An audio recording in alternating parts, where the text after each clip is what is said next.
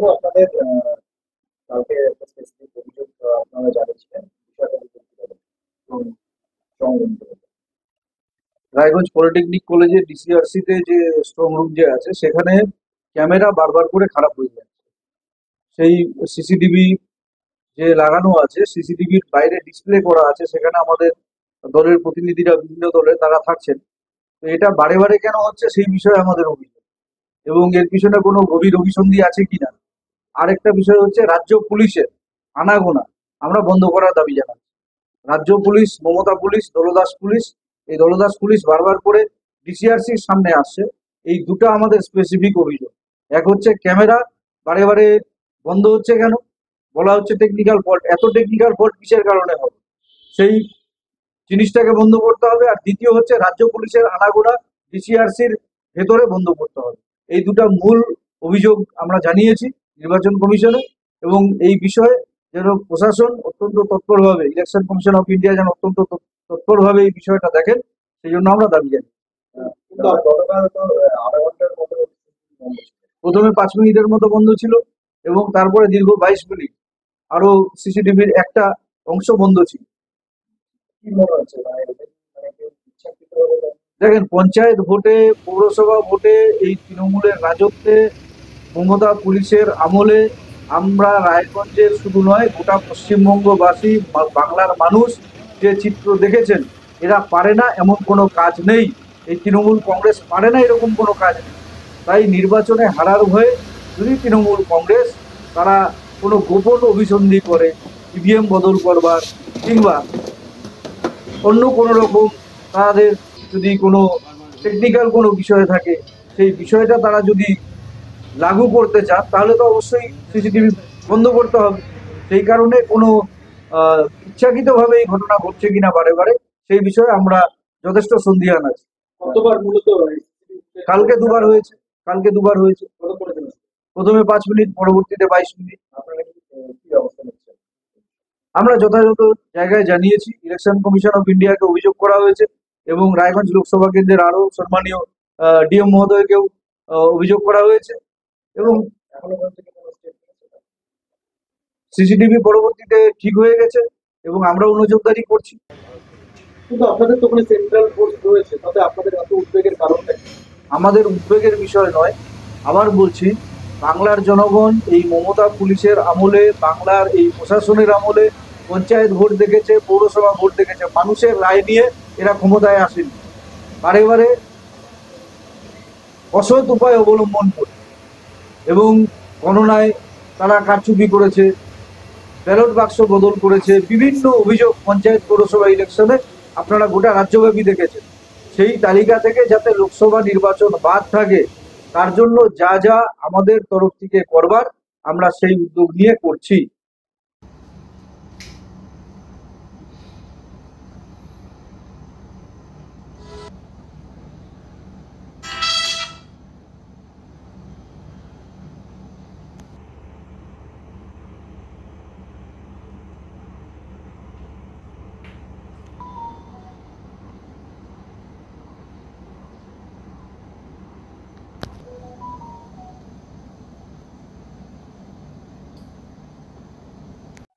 তৃণমূল যে বিজেপি যে তৃণমূলের বিরুদ্ধে অভিযোগ তুলছে প্রশাসনের বিরুদ্ধে, কমিশনের দ্বারস্থ হয়েছে, কি বলবেন? দেখুন, নির্বাচন করছে মোদী সাহেবের নির্বাচন কমিশন, এবং ইভিএম পাহারা দিচ্ছেন কেন্দ্রীয় বাহিনী। তাতেও যদি বিজেপির আতঙ্ক না কাটে, সে বিষয়ে আমাদের তো করণীয় কিছু নেই। তবে এইটুকু বলতে পারি যে ওনারা যে আশঙ্কা করছেন যে ওনাদের নির্বাচন কমিশন বিক্রি হতে পারে, ওনাদের প্যারামিলিটারি বিক্রি হতে পারে, এটা আসলে কিন্তু ওনাদের বিরুদ্ধেই যায়। আসলে এরা সব মূর্খ, বেশিরভাগই বিজেপি, জানেন বিজেপি মানে মূর্খ। তো সেই জন্য এই ধরনের কথাবার্তা বলছি।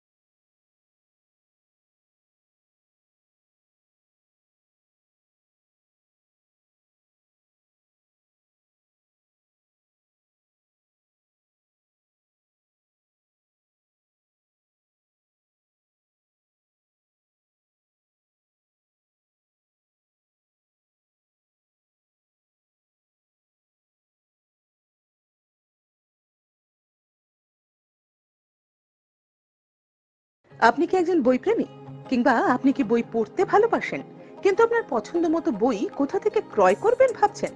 এখন আপনার এলাকায় মীরা পুস্তকালয়ে আপনি পেয়ে যাবেন সমস্ত ধরনের বই। যেমন এখানে পাবেন স্কুল কলেজের পাঠ্যপুস্তক, বিভিন্ন চাকরির পরীক্ষার বই, এছাড়া ধর্মগ্রন্থ, শিক্ষামূলক সামগ্রী, অফিস স্টেশনারি, ড্রয়িং সামগ্রী এবং খেলাধুলার সরঞ্জাম মীরা পুস্তকালয় থেকে ক্রয় করতে পারবেন।